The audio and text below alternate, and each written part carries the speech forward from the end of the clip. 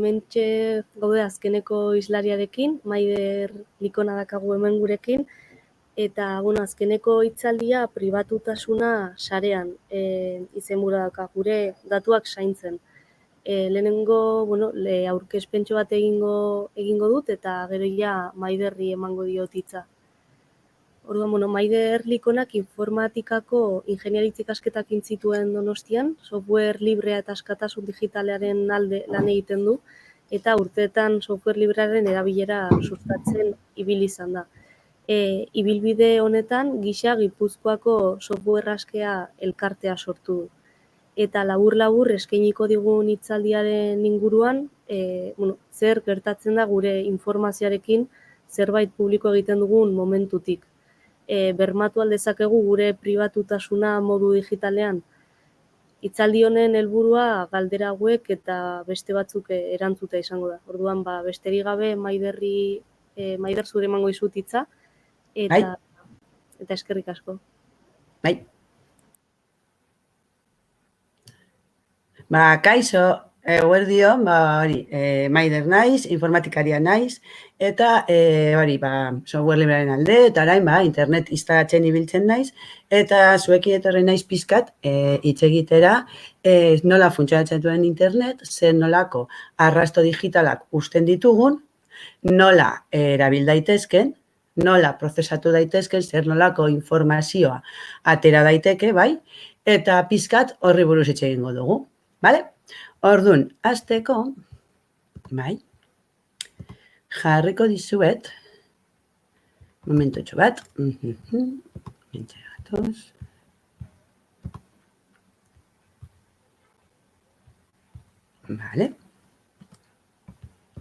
jarriko dizuet partekatzeko,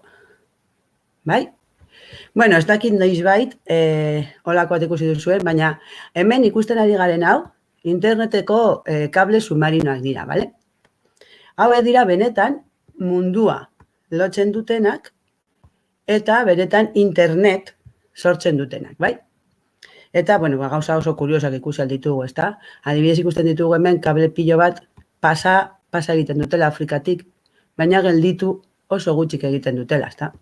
Baita ikus dezakegu, Europa eta Estatu Batuen artean, kable pilo bat daudela. Adibidez, hemendik, harrapatuko duan, mendik dago sopedatik bota duten kable berria, Eta orduan, hau izango litzateke interneteko bizkarrezurra, Eta, hemen, fijatzen badain bazarete, puntu batzuk daude, nora kable pilo bat heltzen den, igual hemen hobet ikusten da, Haude pilo bat, kableak heltzen dira. Hoi dira datazenterrak, Eta orduan gu, internetera konektatzen garenean, beretan egiten ari garena da, hemen dagoen ordenagailu batera konektatzea, Orduan, hau pizkat ulertzeko eta ikusteko, erakutsiko dizuet zer ikusten dugun informatikariok jendea internetera konektatzen denean, Eta hortarako, adibide bat ekarri dizuet.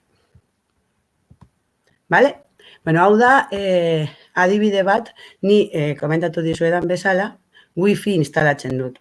Eta wifi jartzen dut, ikastetxetan, zentro komertzialetan, enpresetan, eta olakoan, Orduan, ni normalean, olako instalazioak eukitzen ditut, ezta? Dauzkat antena ezberdinak, Eta normalean, badaukazu markatuta, non dagoen antena bakoitza, Orduan, jendea, internetera konektatzen den bakoitzean, neri lerrotxo bat agertzen zait, esan ez pertsona hori konektatuta dagoela. Orduan hemen daukagu adibidez. Amabiderrake, izango da norbaiten mugikorra, Debagoiena AP, badirudi arrasateko norbait, etorri zela, eta bilera gelak antenara konektatuta, beraz, badirudi bilera bat zegoela eta Debagoienako norbait etorri zela. Gurutxe pertsonala, badirudi gurutxe ere bilera gelan zegoela, Eta horrela, hemen, ikusera, gurutxe lanekoa, iPhone del Arbi, eta iPhone del Arbi adibidez, azpiko solairuan dago.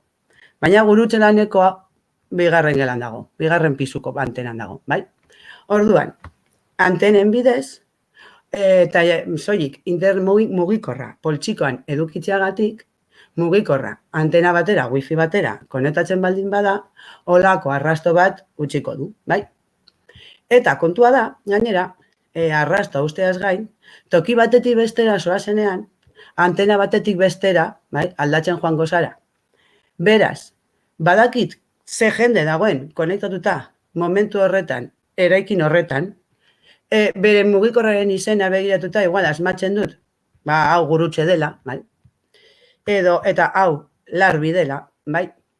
Eta horrez gain, begiratuta zen antenan konektatuta dagoen, jakin dezaket gutxi gora bera non dagoen. Vale. Eta orduan, zertarako erabil daiteke informazioa? Bueno, pues orain jarraiko dizkizuet, adibide praktiko batzuk pizkat ulertzeko, no? Zeri buruz ari garen, vale?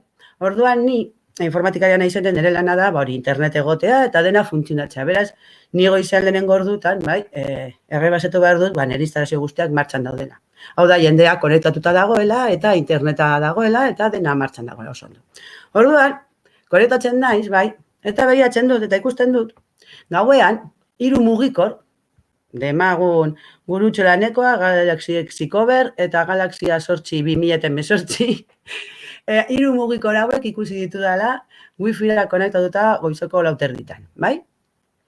Eta ikastolara heltzen naizenean, ikastolan pintada batzuk agertu direla ikusten dut. Orduan, noski, barazua daukat. Ze, karo, niri galdetzen, polizia etortzen badi galdetzea, ea badakidan norbait konektatu den gauean Wi-Fi-ra, baietz, esan beharko dio dalako, bai? Eta gainera, historia graziosagoa da, porque, karo, hemen ikusten dut adibidez gurutxe laneko orain, hori, P2 dagoelan, bilera geletan dagoela.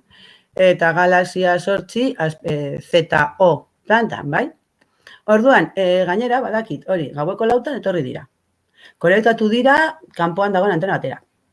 4:00 joan dira. 8:30 itzuli dira. Sartu da bilera gela batean. Gero, junda azpiko solairuko antenara. Eta horrela, gutxi gora bera, marrastu dezaket, eraikinaren barruan egindako ibilbide guztia. Horrek zer esan nahi du?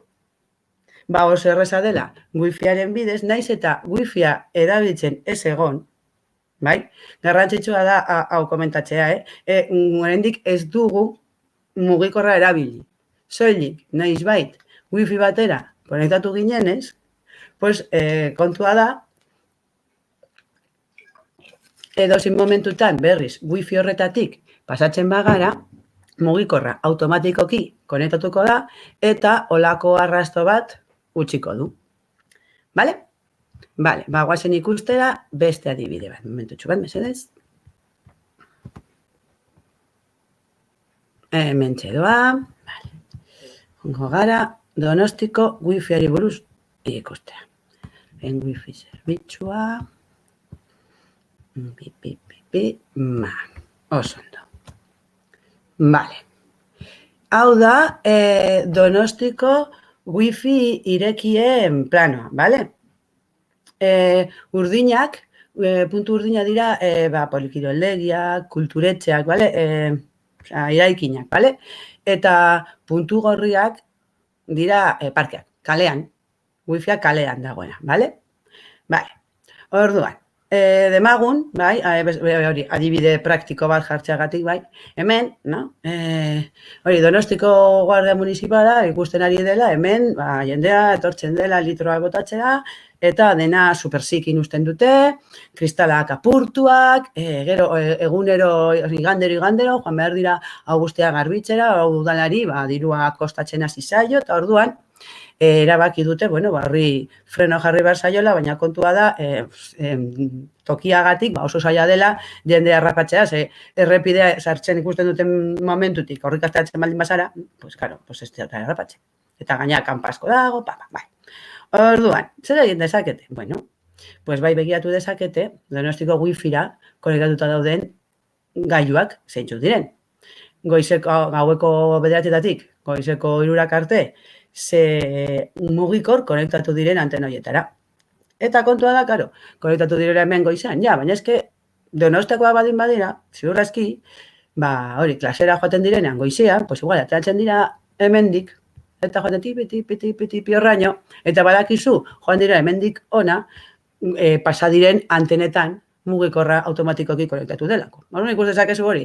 Astean zehar, hemen 8 eta 10 pasatzen dela, eta hemen instituto badagola geratzen dela 8 terretarako, asteartetan eta ostegunetan polikirondegi batean agertzen dela, eta azkenean, wifi-tik, sin más, mugikorra noizbait, wifi-ra konektatuta eukitzeagatik, hortik informazio pilo bat atera daiteke eta pertsonen jarraipena oso modu errazean egin daiteke. Vale? Beste adibide bat. Zentro komerzialetan baita wifi irekia egoten da, bai? Eta wifi ireki horrek, lehen erakutsi dizuedan bezala, bai? Wifi-ra, zentro komerziala noizbait, wifi-ra konektatu baldin bazara, pues olako arrasto bat utzi duzu, bai? Orduan, berriz itzultzen bazara zentro komerzialera, pues ziurazki, mugikorra automatikoki konektatuko da, eta horrela, publizidadeari buruzko azterketak egin daitezke. Adibidez, Demaguz zentro komerzial batean, gabonetako kanpaina bat erekitzen dutela. Eta jakin nahi dute zer eragin izan duen kanpaina horrek. Orduan, jakin nahi dute ea jende gehiago etorri den, jende berria, bai? Aurretik wifi-ra konektatu ez dana, ea etorri den jendea noiz etorri zen azkenengo aldian, noiz konektatu zen mugikor hori zentro komerzialeko wifi-ra azkenengo aldiz. Astean behin etortzen da, aldiro etortzen da, edo bakarrik bi aldiz urtean birritan. Zenbat denbora, egon den gutxi gora zentro komerzialean, ze zonaldetan egon den, hau da, ze denda edo ozioko zonaldea jende asko joaten da, edo jendea gehien joaten da erosketak egitera. Vale? Orduan, wifi eta baita, barkatu, publizidade pertsonalizatua bidaltzeko baita. Ze gutxi gora bera, ikusten baldin badet, geratu zarela, Zara edo olako denda handi baten parean, ze wifi-aren seinaleagatik triangulatu dezake zure posizioa, borduan, zuzenean, bidalia aldizu eta adibidez Zarako promozio bat. Ze badaki Zarako eta gaina galditu zaren eta eskaparatea begiratzen denez, interes bat daukazu beraz agian, zaila naiteke baita publizidadea zuzendua bidaltza, bai? Bale. Eta orduan, gutxi gora bera, internet honela funtzionatzen du, no? Eta ni hitz egiten nahi naiz, etengabe wifi-ari buruz. Ze ni enpresa txiki baten egiten dut lan, eta wifi-a da nik maneiatzen dudana, bai? Eta noski, wifi-a itxaliz gero, pues, arrasto hau ez da gelditzen. Baina, kontua da, lauge eta datuak eta beste guzti horiek funtzionamendu berdin daukatela. Hemen ikasgelak jarri ordez, pues, jarriko du ez dakinongo torreta. Vale? Baina telefonia mugikorra, telefonia kable bidezkoa eta telefonia barkatez, interneta, guztia funtzionatzen du olako arrastoak utxita. Vale? Orduan, orain internetera konektatu garela, orain emango dugu bigarren pausua. Izango dela interneten webgune batean sartzea. Vale? Eta joango gara egunkaria begiratzea.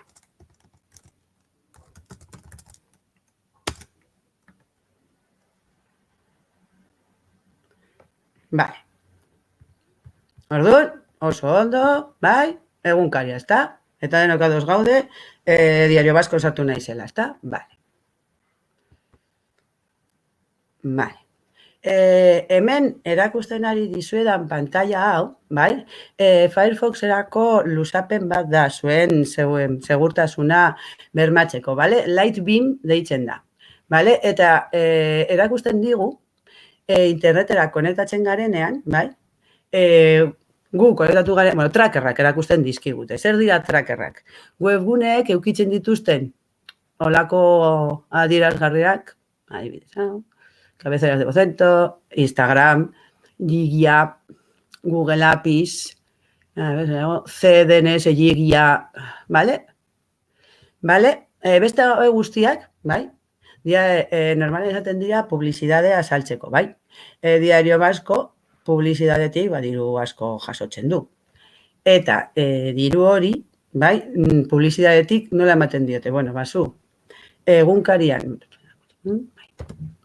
egunkariko iragarki bakoitza pantailan, hemen, agertzeagatik, Vale? Diario Basko kobratzen du. Orduan, Diario Baskon egunero 10.000 bizita baldin baditu, bai? 10.000 iragarki irakusten baldin baditu, enpresa horrek emango lizkioke uste dut €1. Hola, gutxi gora bera, bai? Ikusteagatik pagatzen da. Eta ikusteaz gain, klik egiten baldin badut olako batean, oraindik diru gehiago jasoko luke. Bale? Bale, orduan, tracker horiek dira hemen ikusten ditugunak, bale? Bai. Ikusten adibidez Instagram. Hau guztiak Diario Basko webunea kargatu dudanean nire navegadorean kargatu dira, bale? Beraz, ni Diario Baskon sartu naiz. Baina Diario Basko kargatu alizateko beste guzti hauetan ere sartu egin naiz. Eta justo komentatu nahi nuen adibidez Instagramekoa. Ni ez naiz Instagramen sartu. Baina Diario Basko bai sartu da, nire izenean, gutxi gora bera. Orduan zer gertatzen da, Instagramen, ni saioa irekita baldin badauka nire mugikorran edo nire navegadorean, Instagrameri bidali diot, hori orain, ordu batak 10 gutxitan, astelehenean, Diario Basko irakurtzen dengoela. Eta zer gertatzen da, emagun beste webune batera noa da. Adibidez, sartuko gara, naiz.eus, adibidez.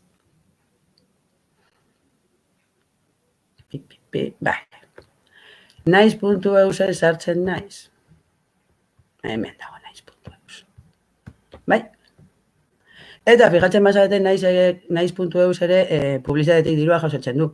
Baina ez ditu datuak hainbeste saltzen Diario Basko bezala. Badauka baita bereak, hemendik. Player Vimeo, hau beraiena da. Habe guztiak, bai, dira hori. Publizitaterako eta gu pertsonalki ez ditugu nahi. Esan nahi dut, ni ez nuen Instagramen sartu nahi. Eta zergatik sartu da Diario Basko nire ordez, bai? Orduan, hauek blokeatu egin daiteke, ikusten baduzu hemen daukat blokeoa aktibatuta. Blokeoa kenduko banu oraindik eta propaganda askoz gehiago sartuko litzateke, bai?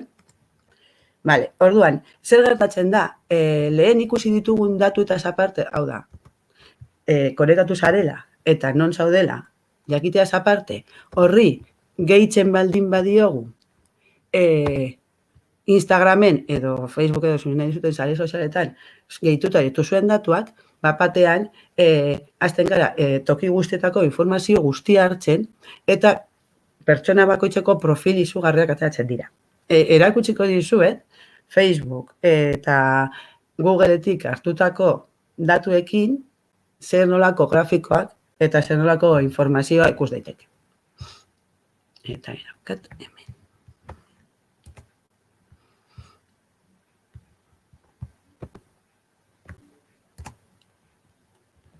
Vale, hemen igual pizkatan disago jarriko dut. Vale, hori komentatzen nizuena. Tipo hau, Baltasar Galati hau,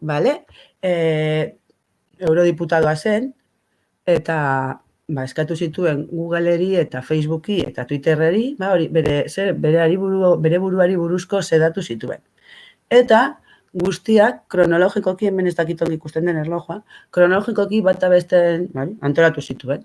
Eta orduan, horako eskema bat atera zen. Bai? Orduan, hemen zer ikus daiteke, hori, 12 norbaiti deitu diola, ez dakigu zein deitzen dien, bakarrik badakigu deia egin dela, eta non egin den. Hor ikus daiteke, nahiko ondo, no? Hori, eguerdian, nahiko aktiboa dagoela, benga deitu, ez da, deiak, mezuak, posta elektronikoak, ez dakiz zer, eta batean hemen, 5etan zerbait egitera doa, 5etik ziterritara, badirudi mugikorrik gabe dagoela. Hori, badirudi hemen, igual lagunekin edo gongo ez dirudi mugikorrekin dagoela, eta kontua da hori, hemen, 10 aldera, mugikorra usten duela, orduan, ni izango nuke 10 eta 11 tipo hau oian zehora. Eta gutxi gora bera asmatu daiteke baita ze ordutan esnatu den. 6 eta 20 esnatuta zegoen ja.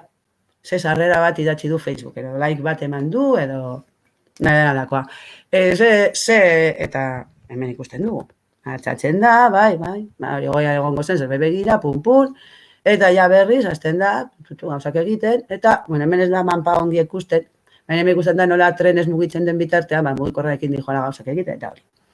Orduan, ni esango nuke, zuei galdetzen baldin badiezuete, ze egin duzuen mugikorrarekin ordu beten, ez dakizuela hau guztia esaten. Ni ez neskabaz esaten zenbat eposta idatzi ditudan gaur. Zenbat epostak idatzi ditu, eta hambre, idatzi dut ez daki zeini, beste pertsona hori, baina hasi nahi esan 33 posta elektroniko idatzi ditudala, takit.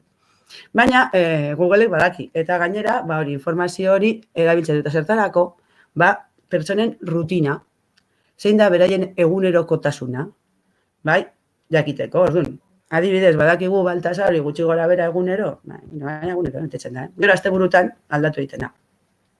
Baina baldin badakigu gutxi gora bera egunean 11etarako ohean dagoela, ez diogu publizitatea bidaliko 11etan, ziurrekin moskatuko da gurekin, bantzainek esnatu nahi. Badakigu goizeko 6:00 esnatuta egoten dala, eta goizeko lehenengo momentuak oso interesgarriak izaten dira, ze jendea bendik erdilo dago, eta oso interesgarriak izaten dira publizitatea bidaltzeko, beraz, igual, ordu hori ona da, baina Baltasarri bidaltzeko zen eri propaganda bidaltzen badin badera, goizeko 7:00 benetan, asko moskatuko naiz. Gabaz lan egiten duen pertsona bati gauzak bidaltzea, goizeko 4:00 ziurreski nahiko aspertu egongo dela, oso interesgarria izan daiteke. Niri gauzeko 4:00 ez naiz enteratzen, bai? Orduan, honela, pertsona bakoitzeko bere ordutegia eta bere rutina eta bere egunerokotasuna asmatzea, zein den, deduzitzea oso erraza da, eta hau guztia publizitatea zuzenduago izatea ahalbidetzen du. Eta orain, ikusiko dugu beste gauzatxo bat. Beste eskematxo bat. Hau guztiak dira epostak. Epostekin egindako azterketa bat. Epostetan begiratzen dugu. Nori bidali dion eposta, eta nor zijoan kopian. Eta hori guztia aztertuta, taldetxoak agertu egiten dira, bai? Ze ikusten da, adibidez, hori ez dakigu tipoaren izena, miembro del parlamento zein, baina badakigu asko idazten diola, Baltasarrak erantzuten diola, eta normalean kopian joaten dela. Gero eta puntu txikiagoa, mezu gutxiago. Baina ikusten dugu, bakarrik joan da kopian. Adibidez, ikusten dugu laneko ordutegian bidaltzen direla epostak, eta normalean, jende asko joaten direnean kopian, olako erlazioa teatzen da. Beraz ikusten da, posta guztien hauen artean erlazio bat dagoela. Ordutegiagatik eta beraien artean bidalitakoengatik. Baltasarek hauei ere eposta asko idazten die. Baina eposta hauek ez daude hauekin erlazionatuta. Hemen ikusten dugu, Baltasarrekin askitxe egiten duela, eta Baltasarrekin eta kopian ere jende asko joaten dara, beste batzuk ezain beste. Baina, hemen kopian joaten direnak, ez dira hauekin kopian joaten.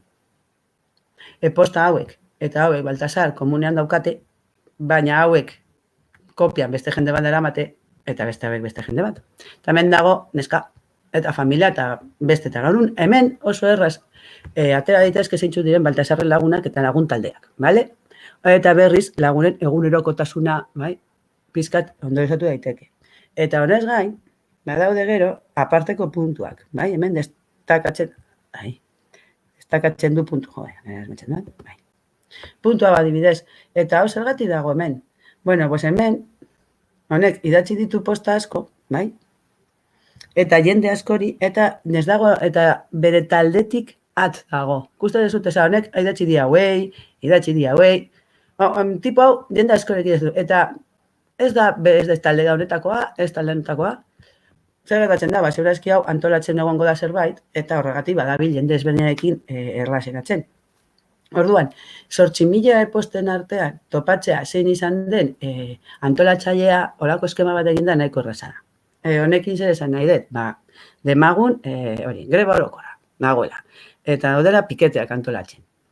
Eta poliziak jakin nahi du zein da piketeak antolatzen duena. Zer gertatzen da? postak analizatzen hasten baldin banaiz, eta ikusten dut, posta hau askotan agertzen dela, eta hola, banatuta bezala, honek pentsarazi ematen dit, pertsonalez zerbait antolatzen dagoela. Hau guztiak beren artean asko hitz egiten dute, baina beren artean normala da. Beraz, ez da bere egunerakotasunetik ateratzen, bai? Eta, nik uste dut, honekin pizkat kontatu nahi nizuen gauza asko, ja kontatu dizuedala, eta bukatzeko erakutsi nahi nizuen, momentutxo bat,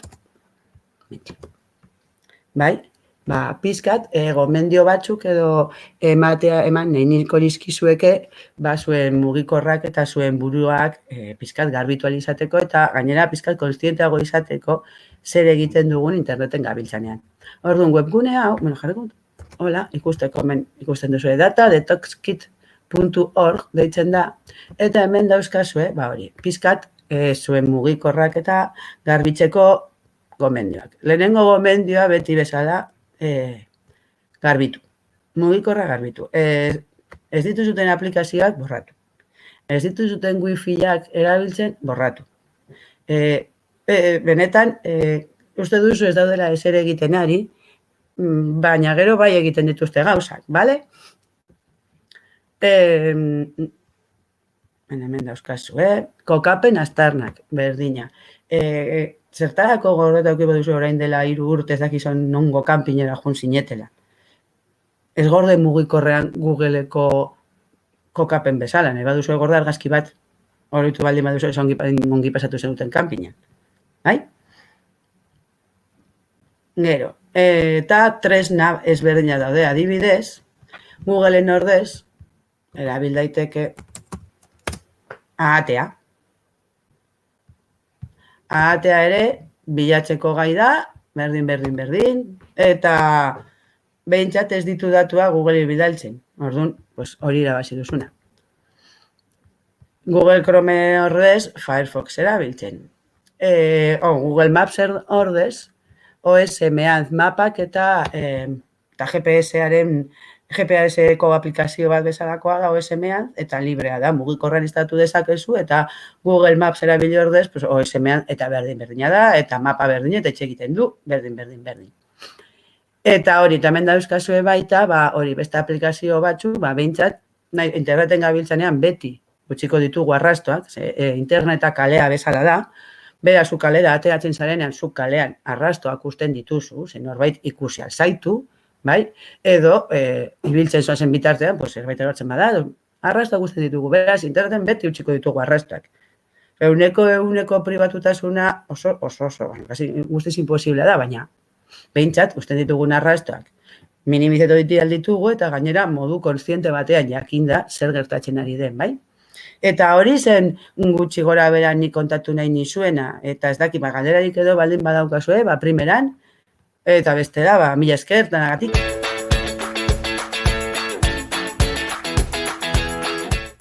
Ikusten ditugun datuak edo arrastoak norenak dira, eta zergatik saltzen dituzte? Hori, norenak dira, hori, argazki bat nirea da, eta hori egia da. Baina, internetera konektatzen zarenean, beste pertsona baten ordenagailuan sartu zara. Eta, begiratzen dena, ez da zure argazkiaren edukia, baizik eta hortik pasatu zarela. Hau da, eskutitz bat. Eskutitz baten edukia da karta, eta barruan dagoena. Baina, kanpotik, zu badakizu, zu eskutitz batean kanpoan jartzen du, fulanito bidaltzen duela, eta menganitok jasotzen duela. Beraz, jakin daiteke, pertsonanek, beste pertsonani eskutitz bat bidali diola. Bale, orduan, informazio hori, bai, da erabiltzen dena, hori, komentatzen duenan, kalean bezala. Zu kaletik baldin bazoa zure motxilarekin, zure motxila barruan dagoena, zurea da, eta punto. Eta hori egia da. Baina, kaletik zoa zenean jendeak ikusten zaitu. Eta imposiblea da kaletik joan inor ikusi gabe. Bale? Beraz, zu kalera ateratzen zarenan, badakizu ikusten zaituztela. Eta norena da informazio hori. Norena da, ni ikusten badut norbait, eta du, eske fulanito ikusi du kalean. Hori normala da, ezta? Eta hori informazio hori nik badakit, nik dakidalako, ezin duna jakin da motxilaren barruan duena. Hortaz aparte, sare sozialet barruan, edo adibidez Instagramera argazki ego baduzu, Instagrameko politika beteko duzula sinatu duzu. Beraz, Instagramek zure argazkiak prozesatu nahi baldin baditu eta zu onartu duzu hori egitea, pues orduan, bai, baimena dauka hori egiteko. Eta zergatik saltzen dituzte? Dirua lortzeko, obviamente. Eske kontua da, publizidadeak eta adimen artifiziala dira gaur egun diru gehien mugitzen dutena interneten, bale? Eta orduan zer gertatzen da, publizidadea gero eta zuzenduagoa eta eraginkorragoa izateko, pertsonak gero eta hobeto ezagutu behar dira, beraz, pertsona bati buruz gauza pilo bat baldin badakizkit, pues errazagoa izango da asmatxa, segutatzen zaio eta zer ez. Eta beste alde batetik, makina adimenduak, adimen artifizialak elikatzeko eta makina adimenduak izateko, datu pilo bat behar dira, eta erabiltzaileenak, bai? Beraz, sare sozialetan, benetan nahi dute datu horiek, eske makinak elikatu alizateko. Bai? Dakit azaldu nahi zen. Bai, primeran, Maider, orain bai, hemen utziko genuke eskerrik asko, hitzaldia emateagatik eta, tartea eskintzagatik azkenean. Eta, ja, itxi baino lehen, gogoraraztea bai, oraindik ere galderak egin ditzakezuela aitu-hitzaldiak.eus webgunearen bidez, galderak egiteko formulari irekia egongo da maiatzak 13 arte, orduan galdirarek izan ez gero, behin bideoak zintzilik daudenean edo, lasai egin eta erantzungo ditugu. Orduan, hori, besterik gabe eskerrik asko jarraitzeagatik eta laster arte. Bai, agur.